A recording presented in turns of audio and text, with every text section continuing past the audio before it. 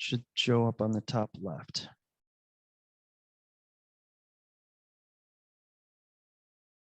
Okay. All right. So Shabbat Shalom. We are in this week's Torah portion, Vayechi. And we're actually going to cover a little bit of last week's Torah portion, as last week there was enough, I think, distractions and other things going on that we're going to come back and it still fits into this week's Torah portion. So why not? And so just double checking that you can see my screen as well. And last week's Torah portion, I brought up the subject, or the topic, I should say. I titled the message last week, "What about Benny?" Well, this is "What about Benny?" And again. So that's what we were discussing last week. And we're going to cover it again because I'm not sure. I know I didn't feel very confident with how it came across. And we had just a number of things going. It was an eventful Shabbat. And we still give thanks to the Lord for every time because he's faithful and he's good forever. And so let's go back to Genesis chapter 44, and let me enlarge this a little bit bigger so you can see this on the screen.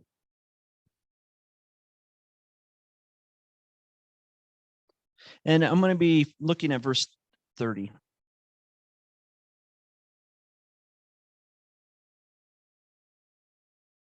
But to backtrack a little bit on this story,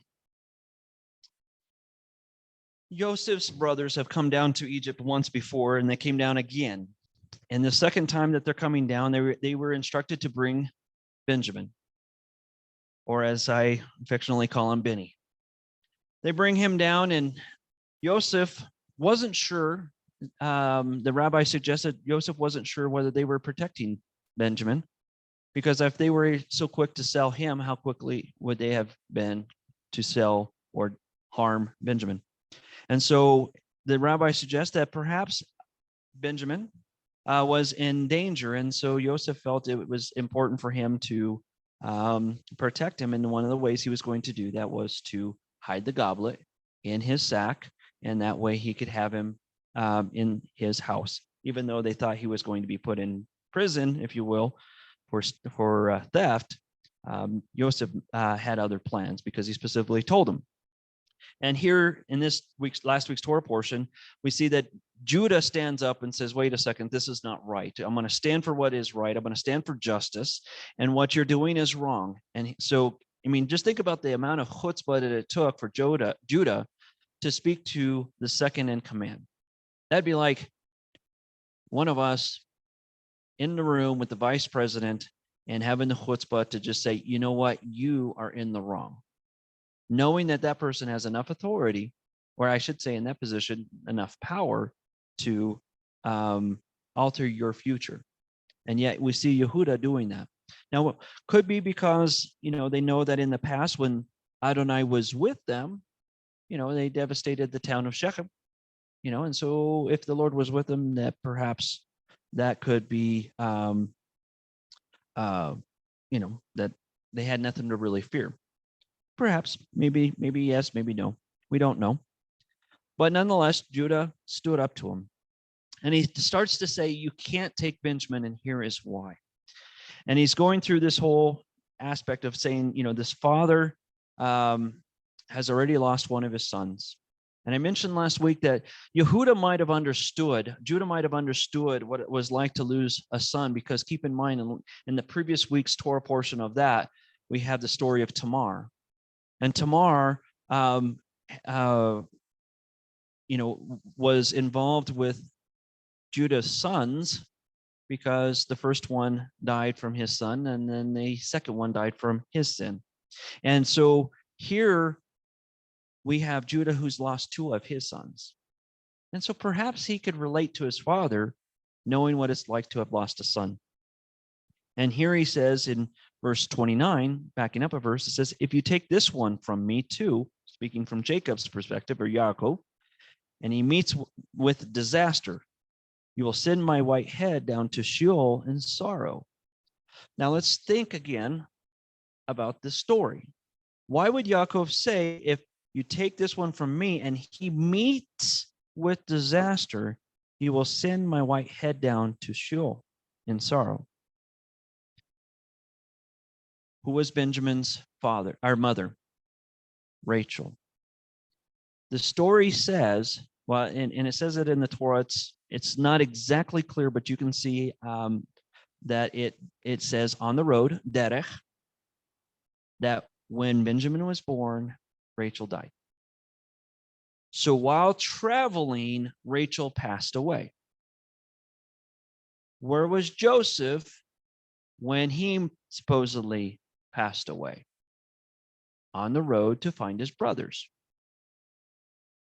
So now Judah is saying that his father said, if you take this one on the journey to Egypt, he meets with disaster, it would bring my white head down in Sheol.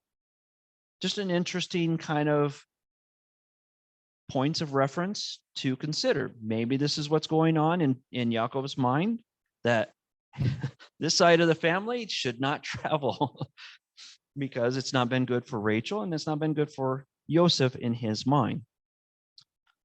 And so then Yehuda goes to the next one and says, now, if I come to your servant, my father, and the boy is not with us, since his own life is bound up with his.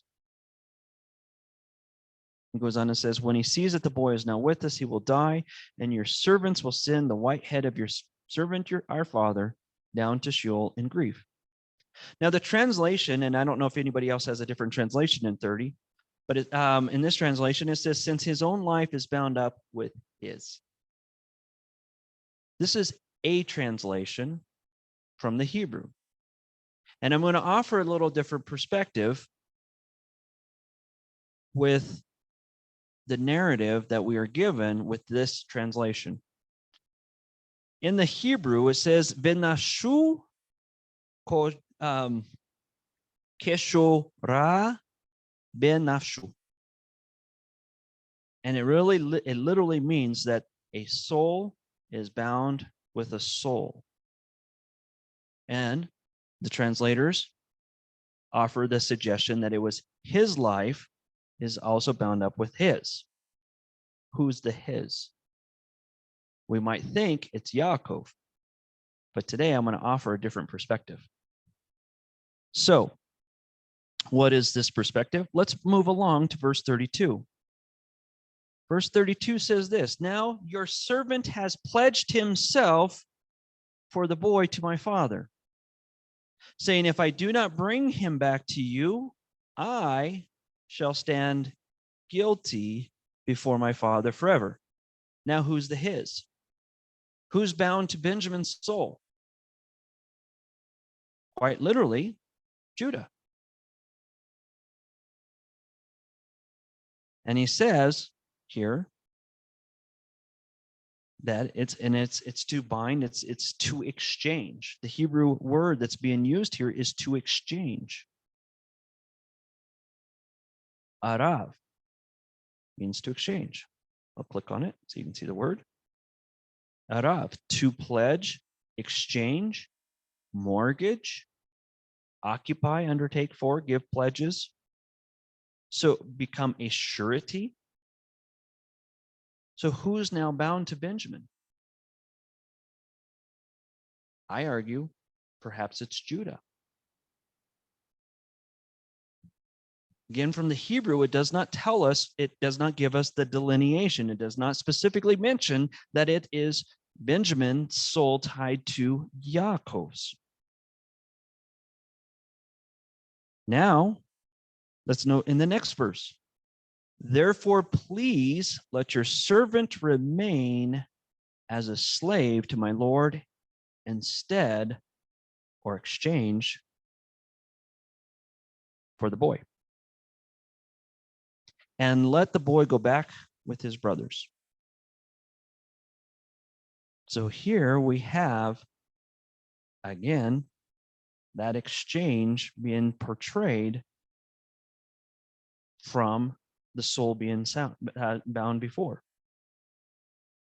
And then back in 32 again, as part of this, if I don't do this, then Bechatani or bechatati la'avi kol hayamim. Chatati is my sin. Chatat is the root word, or chet is even shorter, but chatat is sin. My sin against my father, kol yamim, hayamim, forever. I will have sinned against my father forever. It's an interesting phrase again. So here we have a picture just from these passages of Judah and Benjamin being tied together. Now let's go forward to this week's Torah portion. More specifically, let's go to the blessings. In Genesis 49, and we could cover all the blessings and spend many hours going through all the different blessings, but today I want to just focus specifically on Yehuda, Judah, as well as the blessing of Benjamin. And so now let's look at 49, verses 9 through 10. We'll read it in English and go from there. So Judah is a lion's whelp. On prey, my son, you have grown. He crouches, lies like a lion, like a lioness. Who dare rouse him? The scepter shall not depart from Judah, nor the ruler's staff from between his feet, so that tribute shall come to him, and the homage of people be his. So here we have Yaakov, who's, and this isn't the first one. If you look at it prior to, we see that you have Levi, who's compared to an ox, or maybe an ox, I should say, sorry. And then you have, before that, you have, you have Reuben. He compares him to water. Simon and Levi. And then you get to Judah, and there's the lion. You reference him as a lion. And then we get to Zebulun, referring to the seashore. Issachar, referred to as a donkey, and so forth. And so we have animals being referenced as part of this. Dan shall be a serpent by the road, and so forth. But then we get to Benjamin in verse 27. He says, Benjamin is a ravenous wolf. In the morning he consumes the foe, and in the evening he divides the spoil. The thing that struck out to me is, okay, first of all, we have Benjamin and Yehuda's souls are bound together in the nephesh.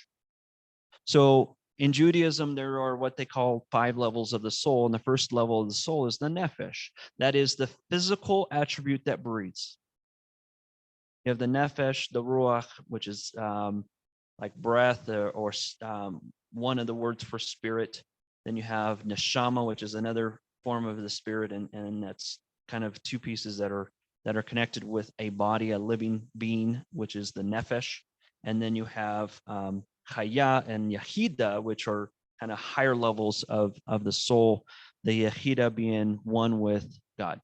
So the idea behind that is yahida is the spark of God, or the idea of in Genesis when it says that God, the Elohim made us in his image.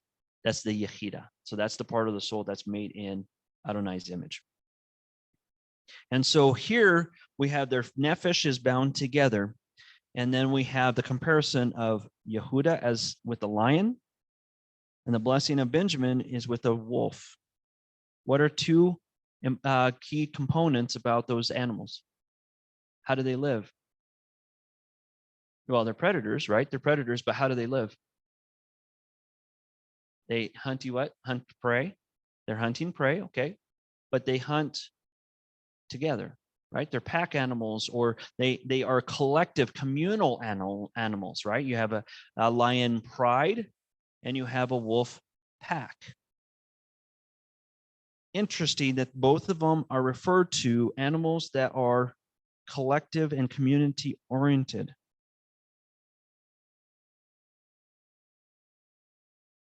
Now let's take a look at, so a wolf is one that can be very loyal to a fault. It can also be very destructive within itself or in its community.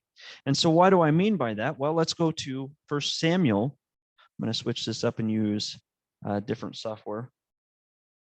But let's go to 1 Samuel chapter 9.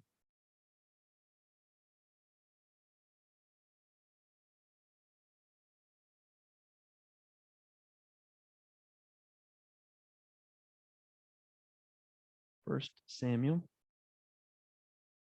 chapter 9. And I want to look at verse 21.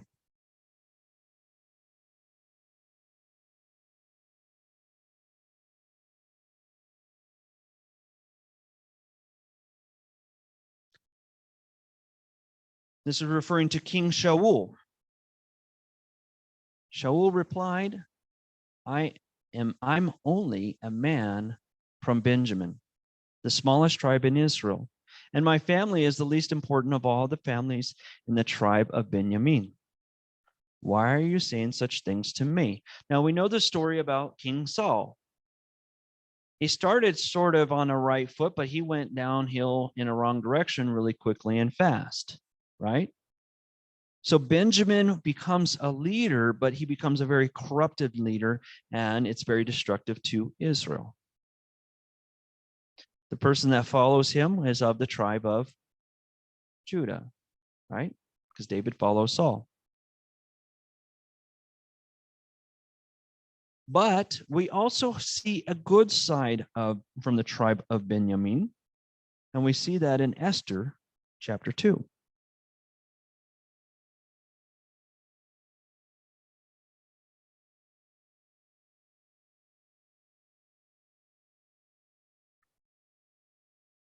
Looking at screen's bouncing on me. Verse 5 says, there was in Shushan, the capital, a man who was a Jew whose name was Mordecai, the son of Yair, the son of Shimei, the son of Cush, a Benjaminite, from the tribe of Benjamin. And we know the story of Mordecai. Mordecai is the one who, through wisdom and cunning ability, is the one that also is influencing Esther and saves the Jewish people. Right? Mordecai is considered righteous, Shaul not so righteous. But it's interesting that Mordecai, he could have been of any tribe, but he wasn't. He was of the tribe of Benjamin. With that being said, some other passages that I found to be rather remarkable. Now let's go to Isaiah chapter 11.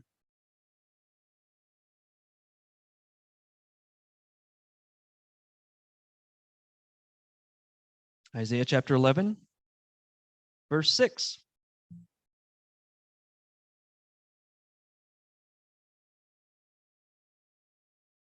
Says the wolf will live with the lamb, or will dwell with the lamb. Now the lamb is often referred to, or as in terms of the reference, is often reference to the lamb of Passover, but it also refers to a shepherd, which refers to David, which also refers to Mashiach, Messiah. So we have Judah with the lamb, and the wolf will live with the lamb.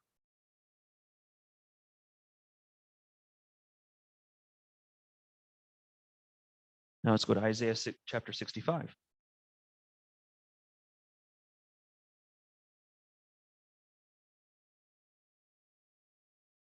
Oh, where am I?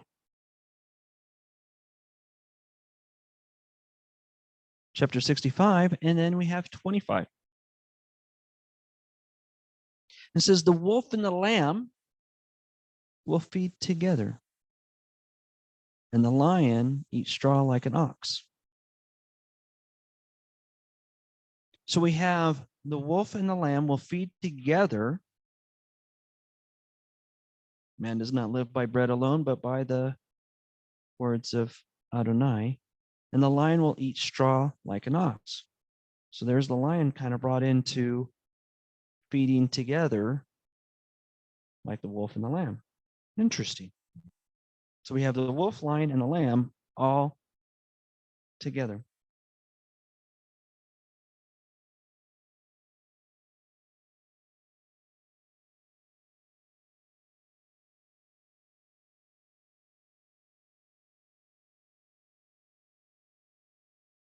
Now off to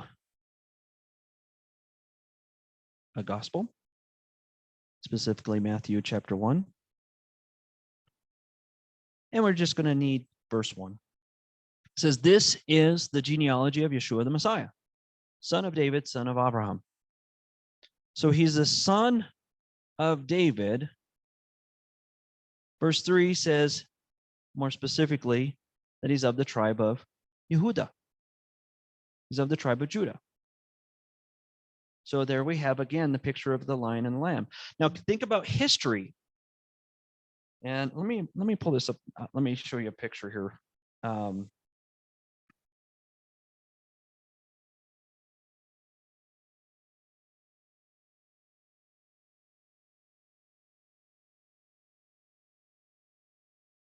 going to pull up a picture of the land of Israel by tribes as I'm talking about this. Find a decent photo or image.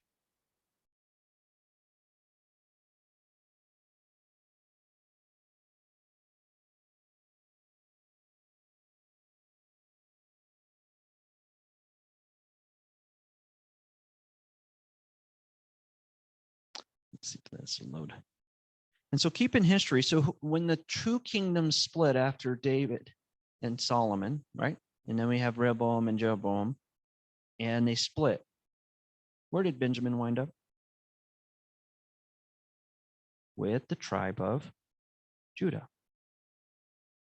Here we go. Let's see if I can.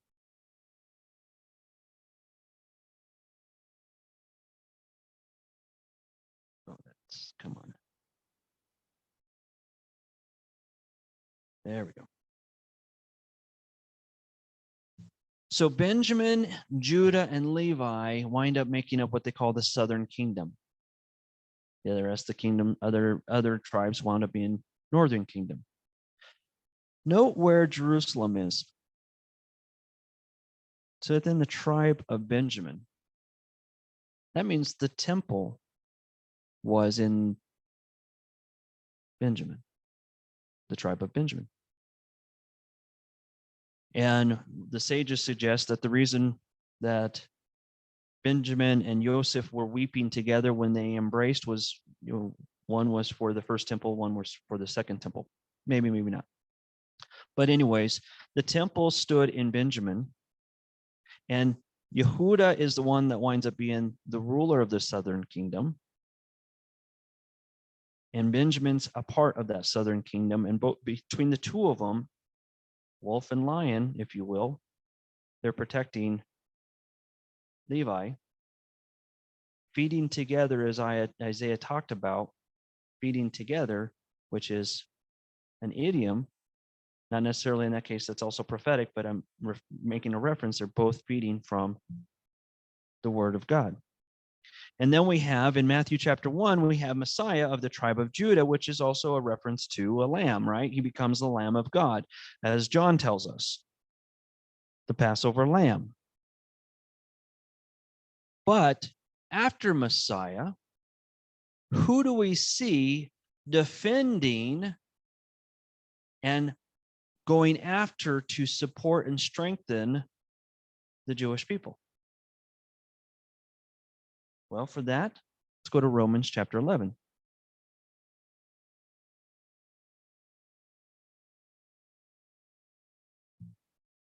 The great apologist after Messiah would be Shaul. And he says in Romans chapter 11, verse 1, he says, in that case, I say, isn't it that God has repudiated his people? Heaven forbid. For I myself am a son of Israel, from the seed of Abraham of the tribe of Benjamin. Now, isn't it interesting that Shaul's life could be argued to be like that of a wolf? What was he doing before the road to Damascus? He was persecuting, tearing at the believers of Messiah.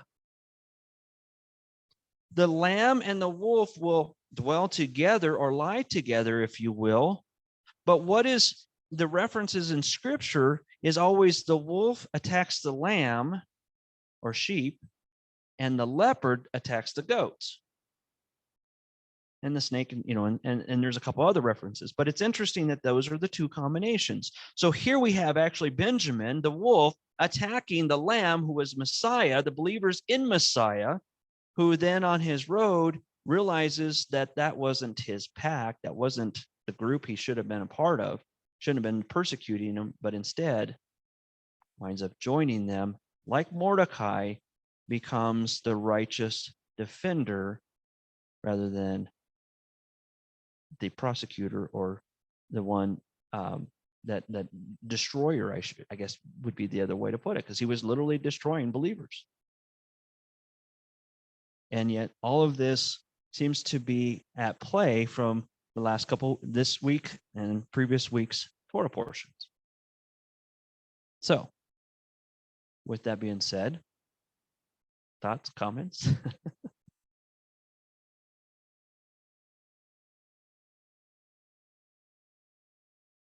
To me, I thought this was pretty wild. I was just as I was listening to some sages talking about, they didn't put all this together. They just, one of them had mentioned that in the Hebrew that it said, a soul is bound within a soul, and he made the suggestion actually that Judah and Benjamin were tied together. So he started that piece, and then there was another one that said something else, and then all of a sudden it was just like my mind's being blown, but at the same time I'm going, wow, this is so amazing, of all those things, and yet it's still, it fits. It all fits as if there was a supreme being orchestrating all those things. So, no comment.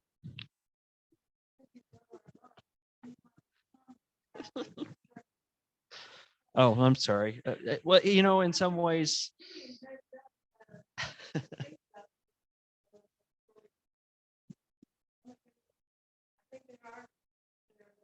their comments are loading. Please stand by. Processing. You got the little circle, or the old what was it?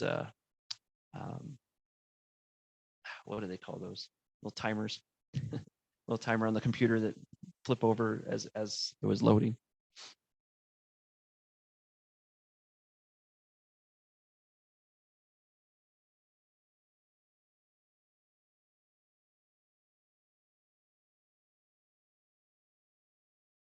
And note how, just even as I continue to think about Paul and Rav Shaul and the things that he said, he even said that for the sake of my brothers, I would, kind of like Moses, I would blot me out for their sake.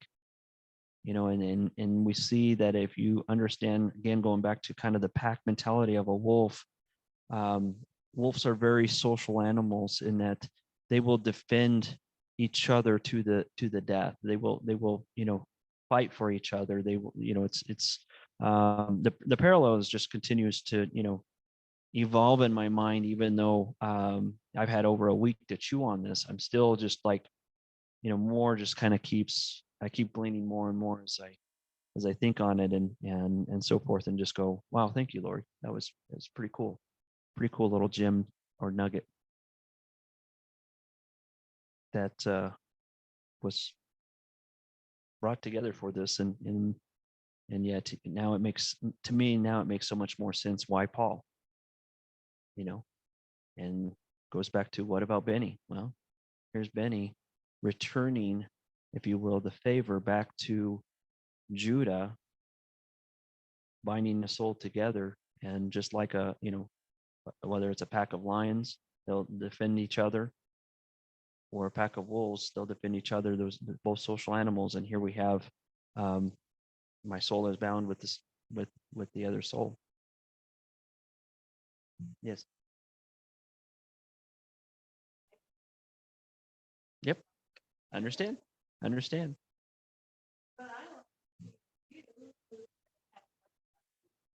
you want it? Yep. Okay. Fair.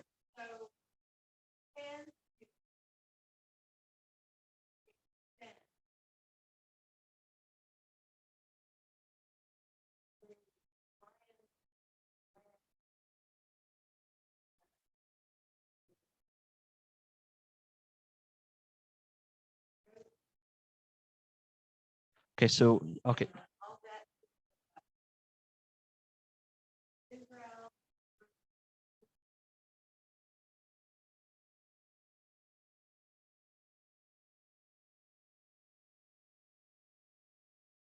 Okay. So, the one reference that I would tell you is back in Isaiah chapter 11. I didn't read the whole verse. I just read the beginning of the verse. But verse 6 references the leopard. So it says, the wolf will live with the lamb. And then I kind of stopped there. And it says, then the leopard will lie down with the kid, calf and young lion, and fattened, again, lamb, and the lion and the lamb combined together, fattened lamb together, with a little child to lead them. Cow and bear will feed together, their young will lie down together, and the lion will eat straw like an ox. And an infant will play on a cobra's hole.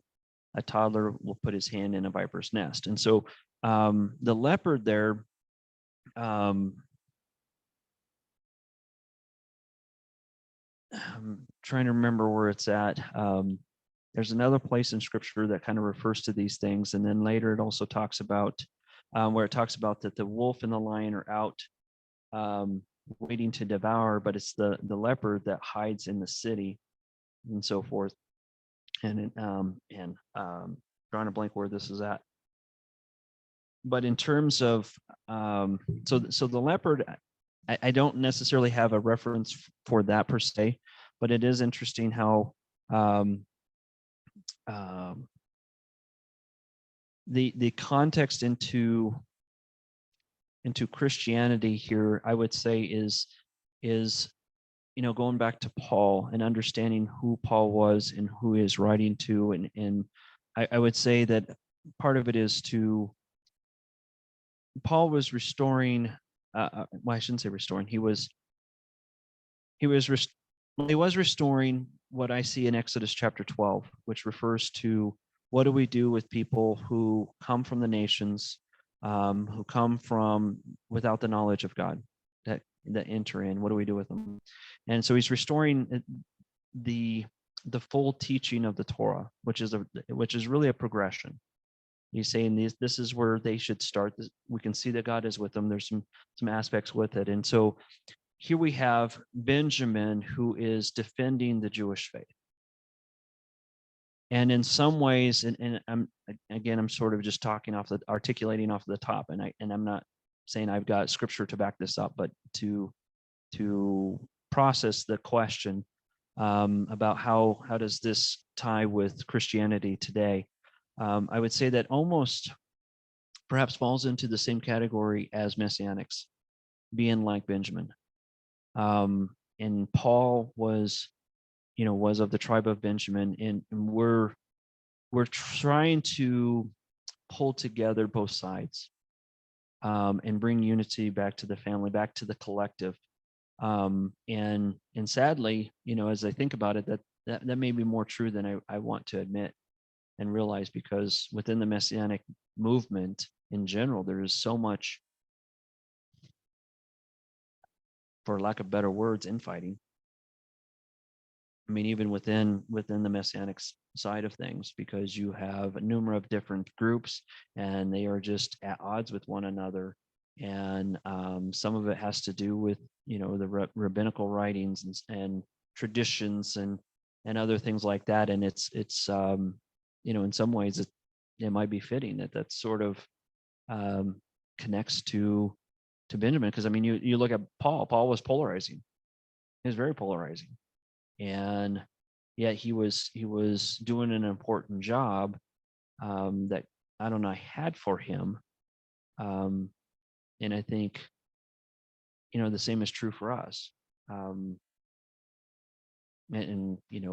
we're polarizing because the Jewish people were taught to reject Yeshua. They were taught to reject Messiah. So much so that that's really the only acceptable reason to be discredited as a Jew. You can be pagan. You can be completely irreligious, non-religious, secular, completely secular, walking the ways of the world, but still can be considered a Jew. But if you believe in Yeshua as the Messiah, they will tell you in your face, you're not Jewish. Stop calling yourself that.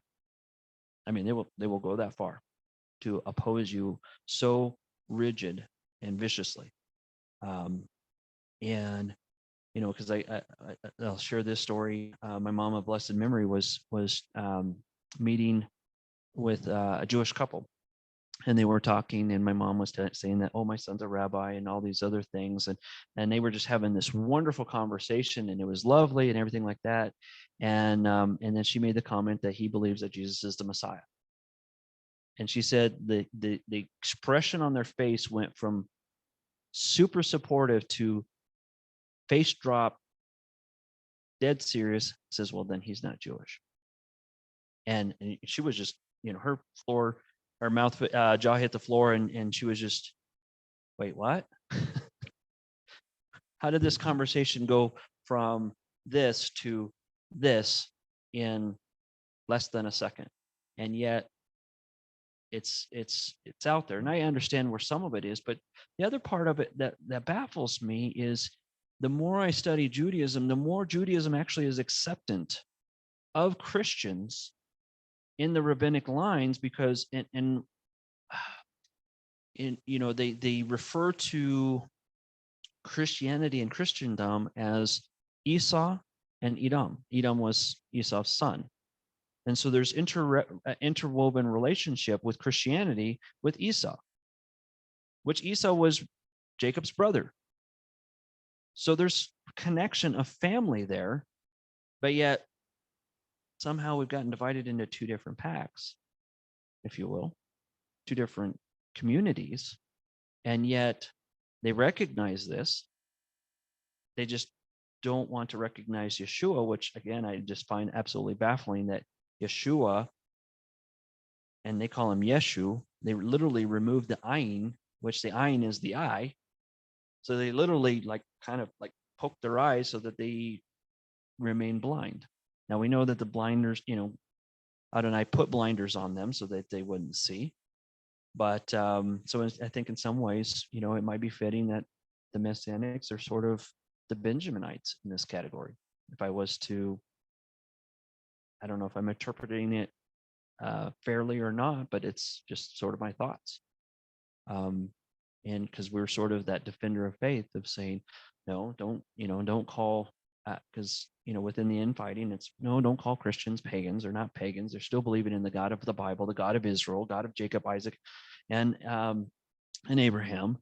While at the same, and that they're, they are of the same Judeo-Christian faith, where the Jews are like, no, reject them because they say that Jesus did away with the Torah, which would make him a false Messiah and so forth. But then on the other side, and saying, hey, no, he was Jewish. Yeshua was Jewish, taught Jewish things to Jewish people, and is the Jewish Messiah. And, and that's difficult for them on that side. And so here we are in the middle, kind of in between, I guess, Joseph and David, Joseph and Judah, or David. kind of trying to pull them together. I don't know. That was a quite verbose answer. Did that bring up any other questions or comments?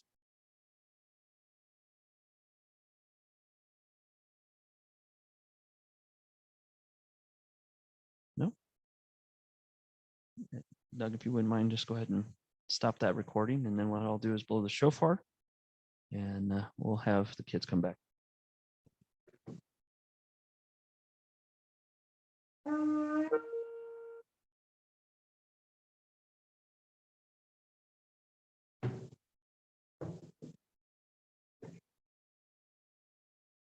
No. Don't in meaning, just stop the recording.